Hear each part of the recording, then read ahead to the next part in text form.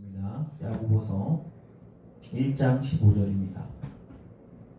야고보서 1장 15절 신약 371면입니다. 함께 읽도록 하겠습니다. 욕심이 잉태한즉 죄를 낳고 죄가 장성한즉 사망을 낳느니라. 아멘. 매우 짧죠? 이 말씀을 가지고 제목은 좀 재밌어요. 욕심 좀 부리면 안 되나요? 라는 제목으로 좀 말씀을 좀 나누려고 합니다. 왜 이 제목을 정했냐면요. 이 말씀을 준비하면서 최근에 우리가 추석이 있었잖아요. 갑자기 추석 때 이제 애들 둘이 있는데 애들 둘이 부모님한테 이제 혹은 저희가 돈을 주잖아요. 근데 차별을 해서 주잖아요. 솔직히 다 그러실 거예요. 좀 첫째를 더 많이 주고 둘째를 좀 조금 주고 그럴 거예요. 근데 그게 저 때도 그랬어요. 저는 오빠여가지고 여동생보다 더 많이 받았어요. 그러면은 그 많이 받은 거를 늘 제 여동생한테 참 생각도 없이 나 이만큼 받았다 그렇게 얘기를 했어요. 그럼 여동생은 난 이만큼 받았는데 라고 얘기를 하더라고요. 근데 그때 저는 오빠의 입장이었기 때문에 남을 잘 헤아리지 못했어요. 어렸기 때문에. 근데 지금 생각해보니까 여러분들 문제를 내고 싶은데 그럼 그렇게 돈을 적게 받은 여동생은 기분이 나쁠까요? 매우 나쁠까요? 그렇죠? 나빠요. 나쁠 수밖에 없는 겁니다. 나이가 어리다고 해서 욕심이 없는 게 아니에요. 오늘 이 말씀을 준비한 게 이겁니다. 나이가 어리다고 욕심이 없을까? 그럼 반대로 여러분, 나이가 많으면 욕심이 없습니까? 여러분들이 부모님한테 갈 때 빈손으로 가지 않잖아요. 뭐라도 들고 가잖아요. 근데 여러분이 너무 힘들어서 아무것도 안 가져가고 그렇다고 해도 부모님이 그 입장에서 처음에서 이해해 주시겠지만 부모님이 그런 걸 해마다 받다가 안 받으면 기분이 나쁠까요? 매우 나쁠까요? 매우 나빠요. 즉 나이가 많아도 욕심은 있다는 겁니다. 그런 상황 속에서 오늘 이 본문이 눈에 들어오는 겁니다. 과연 인간이 욕심 부리는 게 잘못된 건가? 라는 거기 질문에서 이 본문을 시작하게 본 겁니다. 최근에요. 삼성과 애플에서 신제품들을 발표했습니다. 애플에서는 아이폰 14가 나왔고요. 그리고 삼성에서는 Z 플립 혹은 Z 폴더 4가 나왔습니다. 둘이 공교롭게 4가 들어가네요. 아무튼 그래서 최신의 폰이 나왔어요. 그런 상황에서 여러분들 Z 플립 4를 살 겁니까? 아니면 좀 옛날 구형 모델 Z 플립 1을 살 겁니까? 누가 봐도 4를 살 겁니다. 그리고 아이폰도 최근에 나온 아이폰 14를 살 겁니다. 그렇겠죠. 왜냐면 최신의 것이 좋을 거기 때문에 그거 사는 겁니다. 사람들이 좋은 걸 선호하고 비싼 걸 선호하는 건 당연한 감정인 겁니다. 그게 잘못된 건 아닙니다.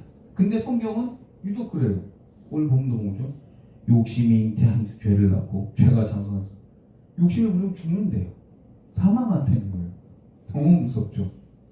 그래서 이런 기독교를 늘 비판을 받았어요. 그래서 대표적인 예로 프로이트는 종교를 이렇게 얘기하죠. 서민들의 마약과 같은 거다. 이런 말 때문에 가난한 서민들이 욕심을 품지 못하게 하고 그가 가지지 못하는 것을 그냥 억누르게 해주는 장치다라고 얘기를 하죠. 그런데 그거에 대해서도 고민을 많이 해봤어요. 그 질문에 대해서도. 그런데요. 그래서 저는 먼저 드는 생각이 이거였어요. 하나님이 태초에 세상을 만들 때 좀 적게 만들었나? 부족하게 만들었나? 그래서 모든 인류가 아이폰 14를 쓸 수 없나? 모든 인류가 폴더 4를 쓸 수 없나? 라고 생각을 해봤어요.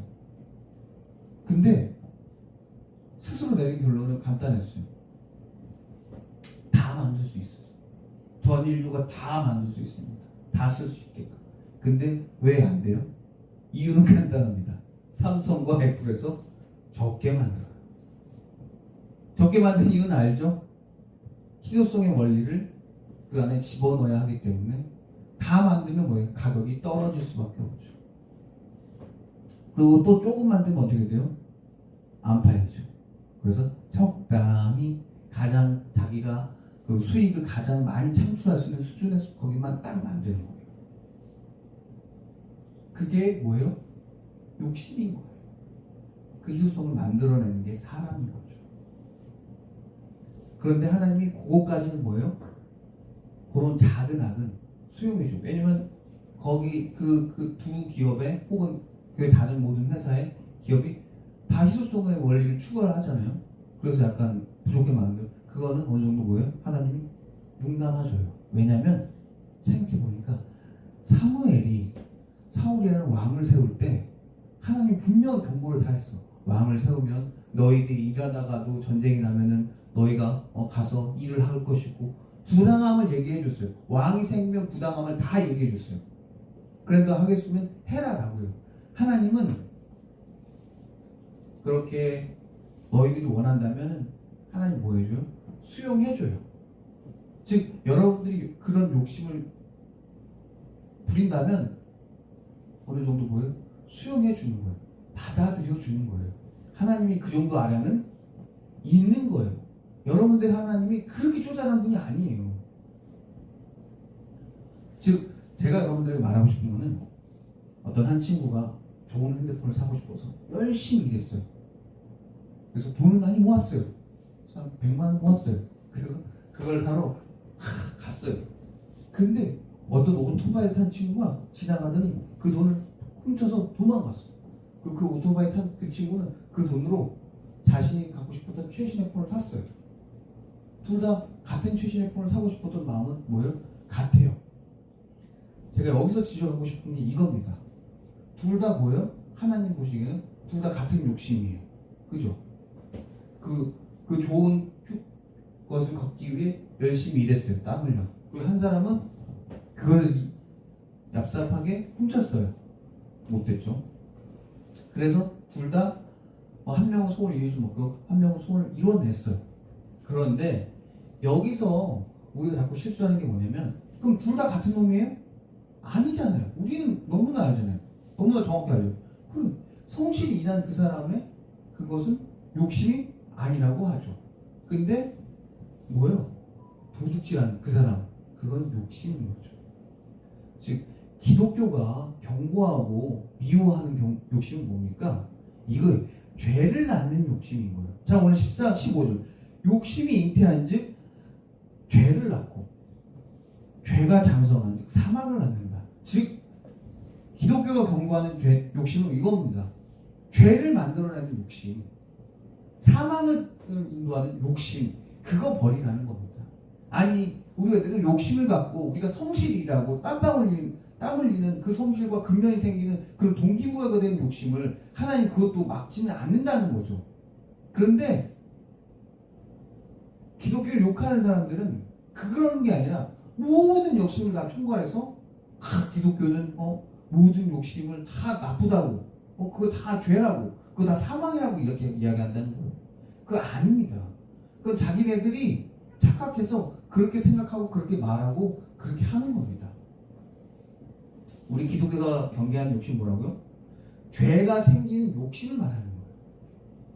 사기치는 욕심을 말하는 거예요.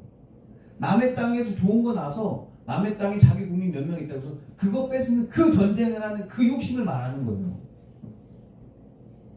전세 사기 대출 그걸 사기치는 그 주인집은 그 욕심을 말하는 거예요. 자기가 돈 더 갖고 싶어서 남을 등쳐먹는 그 욕심을 우리는 말하는 겁니다. 그건 사망에 이를 욕심이기 때문에 그렇습니다. 우리 기독교도 그런 거예요. 그런 욕심을 버려라. 그런데 기독교도 그거 얘기하면 세상에 뭐가 다를 바가 없잖아요. 그렇죠? 그래서 여기서 우리는 한 발자국 더 나가는 겁니다.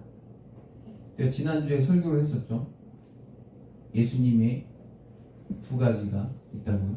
첫 번째는 신령과 진정으로 하나님을 믿어라. 두 번째는 네 이웃을 네 몸처럼 사랑해라라고 이렇게 말을 하죠.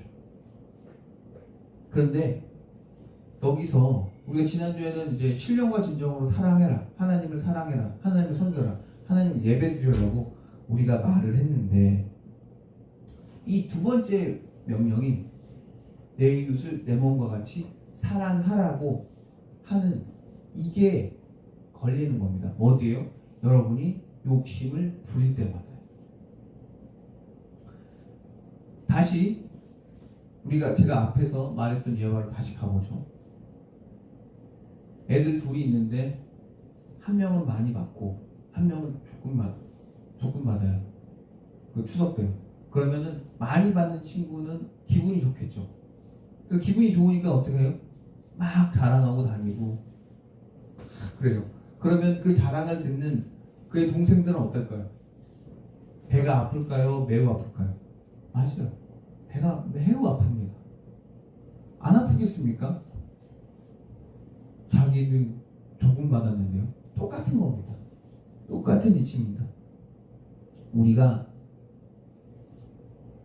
내 이웃을 내 몸과 같이 사랑하라고 했는데 그때만은 내 이웃이 아닌가 봐요. 그때만은 내 동생이 아닌가 봐요. 동생의 아픔에, 동생의 그 배 아픔을 못 느끼나 봐요.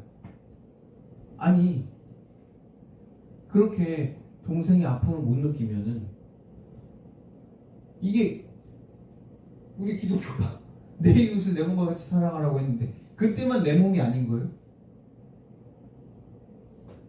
그때만 그 아이의 괴로움이 안 느껴집니까? 마찬가지인 겁니다. 말했잖아요. 어리다고 욕심이 없는 게 아니라 똑같다고. 같이 갖고 싶다고. 마찬가지입니다. 우리가 그렇게 더 많이 가지면 뭐 하는 겁니까? 우리 기독교는 베풀어 주는 겁니다. 나눠주는 겁니다. 같이 쓰는 겁니다. 함께 쓰는 거죠. 자기만 누리고 자기만 펑펑 쓰는 모습이 아니라 그걸 가지고 남에게 베풀어 주는 겁니다. 너무 웃기지 않습니까? 내 이웃을 내 몸처럼 사랑하고 했는데 내가 쓰는 거, 내가 누리는 거, 내가 얻어진 큰 기쁨을 로 인해서 남이 좀 괴로워하고 힘들어하고 어려워하는 거 그때는 못 느낀다는 게 너무 여러분 기독교인으로서 너무 좀 그걸 못 느낀다는 게 너무 웃기지 않습니까? 분명히 예수님께서 우리에게 말씀하시죠. 네 이웃이 네 몸이다. 네 이웃이 네 몸처럼 사랑해라 라고 분명히 말씀하셨는데 그때만은 왜 여러분의 몸처럼 못 느끼십니까? 이러면 죄송스러운데 사이코패스랑 다를 바가 없는 거예요. 사이코패스는 왜 그런 거죠? 그들은 공감을 못 하잖아요. 그때만 여러분들은 공감을 못 하는 거예요. 여러분의 욕심에 취해서 여러분이 누리고 있는 것, 즐기고 있는 것, 입고 있는 것, 먹고 있는 것이 여러분들의 기쁨에만 한정되었을 때 그래서 지금 당장 먹지 못하고 입지 못하고 어려워하는 그 사람들의 그 감정을 헤아리지 못할 때 그때는 내 이웃이 내 몸이어야 되는데 그때는 단절되는 거잖아요. 그때는 그 사람들은 내 이웃이 아닌 거죠. 그러면 사이코패스랑 다를 바가 없는 거예요. 공감이 안 되잖아요. 물론 그런 경험이 없는 사람이 있을 수도 있습니다. 안 먹어본 사람, 안 먹어본 경험이 없는 사람, 늘 부유했던 사람은 그럴 거예요. 경험이 없기 때문에. 근데 그런 경험이 있었던 사람은 분명히 압니다. 내가 가난했던 경험, 내가 힘들었던 경험, 내가 못 먹었던 경험이 있기 때문에 남들을 도와줄 수 있는 겁니다. 그래서 만약에 여러분 여기 듣는 분 중에 지금 당장 어렵고 힘든 분이 있다면 여러분 그 경험을 그 기억을 하시기 바랍니다. 그래서 기억해서 뭐 하느냐 그 감정을 기억하셔서 여러분들이 좀 부유해질 때 여러분들이 좀 베풀 수 있는 여력이 있을 때 남에게 좀 베풀어 주시기 바랍니다. 그때는 정말 내 이웃이 내 몸 같다라는 것을 느끼시기 바랍니다. 예수님이 그거 원했잖아요. 그래서 오늘 본문은 욕심을 부리면 안 되는 이 부분은 예수님 그 두 번째 변명인 내 이웃을 내 몸처럼 사랑하는 것을 좀 여러분들에게 좀 말씀해 드리고 싶어서 오늘 이 본문을 택한 겁니다. 그래서 우리가 좀 그때만이라도 우리가 잘 누리고 있을 때 베풀어 주자는 거죠. 저 같은 경우도 저는 어디서 마음이 움직이냐면 컴퓨터를 보고 있는데 그때 우리 교회가 월드비전 후원하고 있는데 월드비전에 그런 게 있더라고요. 전에도 얘기했지만 엄마 연탄 한 장을 더 더 넣을까 이런 구절이 있는 거예요. 여러분들 연탄이라는 걸 잘 모르는 사람도 있을 텐데 연탄을 한 장 더 넣으면 그게 그러면 그날은 좀 더 따뜻해요. 근데 그렇게 막 우와 따뜻한 정도가 아니라 조금 따뜻해요. 근데 그렇게 하면요 다음날 쓸 게 좀 줄어들어요. 연탄을 떼고는 저 옛날에 뗐었던 경험이 있는 저로서는 그걸 아는 거예요. 그 감정을 아는 거예요. 그러니까 그 마음이 움직이더라고요. 그때 그래서 이 월드비전에도 좀 후원을 해줘야겠다는 생각이, 그게 어디 쓰일지는 잘 모르겠지만 그렇게 후원을 하게 되더라고요. 그 경험을 하니까 그런 거예요. 내가 가난했던 경험, 힘들었던 경험, 어려웠던 경험이 있으니까 내가 부유할 때 내가 남을 도울 수 있겠구나라고 되더라고요. 여러분들도 마찬가지입니다. 여러분이 지금 들으시는 분 중에 어려우신 분들, 힘든 지금 당장 있을 거예요. 근데 그분들도 지금의 이 어려운 경험을 기억하셨다가 나중에 분명히 하나님은 여러분 축복하시는 분이기 때문에 여러분 분명히 잘 될 거라 믿습니다. 분명히 잘 될 거라 믿습니다. 근데 그건 잘 됐을 때 나만 그냥 오늘 말씀처럼 나만 배부르고 나만 좋은 것 있고 그러지 마시고 그럴 때마다 주변 이웃을 한번 둘러보세요. 분명히 도와줄 사람 굉장히 많습니다. 그분들 도와주세요. 예수님 그러시잖아요. 네 이웃이 네 몸처럼 사랑해. 네 이웃이 배고프면 뭐 하는 거예요? 그러면 내가 배고픈 거고 네 이웃이 부끄러우면 나도 부끄러운 거예요. 그거를 그렇게 사랑하라는 겁니다. 내 이웃이 내 몸이 되잖아요. 여러분의 몸을 한번 만져보세요. 여러분의 이웃이 어디에 찔렸어요. 혹은 어디 폭탄이 떨어졌어요. 그걸로 인해서 괴로워하고 있어요. 그럼 그 이웃의 몸의 아픔이 여러분 몸의 아픔이라는 거예요. 그렇게 사랑하는 거예요. 그래서 우리는 뭐예요? 욕심을 좀 부리지 않으려고 하는 거예요. 하지만 그 욕심 때문에 생기는 그 동기부여들, 성실한 분명한 요거까지도 아니라고 그게 아니라는 거예요. 그건 말도 안 돼. 그건 기독교를 전혀 모르는 사람이에요. 만약에 기독교가 그런 종교라면 2000년은 어떻게 버팁니까? 말이 안 되는 종교죠. 욕심을 부리지 말라? 그게 아니라는 거죠. 그 욕심이 구별돼야 되는 거죠. 죄를 낳는 욕심이라는 거예요. 자꾸 죄를 낳는 욕심인데 자꾸 모든 욕심을 포괄시켜서 기독교를 거기에 묶어버리니까, 그리고 공격하니까 기독교가 굉장히 웃긴 종교가 되는 거죠. 그건 꼭 코미디죠. 근데 그런 종교가 아닙니다. 우리는 그렇게 죄를 낳고 사망을 낳는 그런 욕심에 대해서 경계해야 되고, 그것뿐만이 아니라 거기에 우리는 한 발 더 나아가서 정말 내 이웃을 내 몸처럼 사랑하기 때문에 내가 좀 쓸 수 있어도 뭐 하는 거예요? 절제하는 거고, 아껴 쓰는 거고, 남에게 배려하는 거고, 남에게 베푸는 종교라는 거죠. 그러니까 2000년 가는 거고, 그러니까 지금도 이게 유지가 되는 겁니다. 그래도 어디서 막 누가 도와준다, 어려운, 여러분 또 보세요. 크리스마스도 되고 그것도 되잖아요. 구세군이고 도와주고 어디 막 도와주는 거 1순위가 어디겠어요? 기독교가 제일 많이 도와줘요. 그냥 티를 안 내요. 원래 우리는 그렇게 해야 된 거니까, 상식적으로 하는 거니까 그냥 조용히 하는 거예요. 그걸 굳이 티내고 하는 거죠. 다른 사람들은. 근데 우리는 그런 거 안 한다고, 그렇게. 그게 기독교입니다. 그러니까 여러분 어깨 딱 펴고 나 기독교야, 나는 그렇게 살 거야 라고 하는 저와 여러분이 되셨으면 좋겠어요. 어서 누가 뭐 그런 말도 안 되는 회개한 소리 넘어가지 마시고요. 니들이 말하는 욕심은 그런 욕심이 아니야 라고 하면서 여러분이 갖고 있는 성경적 지식이 오늘 하나 더 더해졌으면 좋겠습니다. 그래서 정말 여러분들이 무엇을 먹을 때, 무엇을 마실 때, 무엇을 입을 때, 무엇을 신을 때, 무엇을 쓸 때 여러분들이 조금만 더 주변을 좀 살펴보셨으면 좋겠어요. 그러니까 그래서 과하게 좀 좀 허세죠. 그런 거는 좀 멀리 하셨으면 좋겠어요. 그러지 마시고 그냥 겸손하게 쓰시고, 좀 절제할 줄 아시고, 좀 남에게 베풀 줄 아는 좀 그런 멋진 그리스도인이 되셔서 자신의 욕심을 좀 다스릴 줄 아는 그런 성도 여러분이 되셨으면 좋겠습니다. 사랑해 주님,